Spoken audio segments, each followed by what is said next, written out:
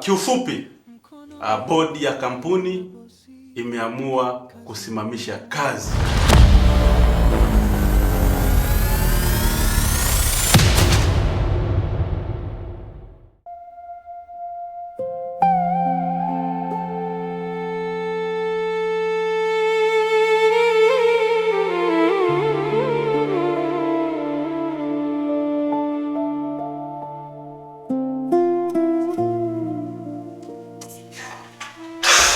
Madam.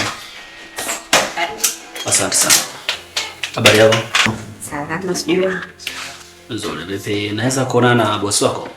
Yeah, bosi wangu sasa? Yes. Oh, subiri kidogo.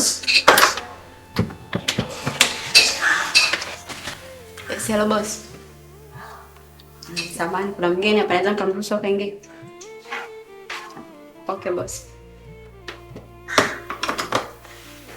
Inaruhusiwa kuingia na ofisi yake ni hapa. Okay. Sawa, ina shida bwana.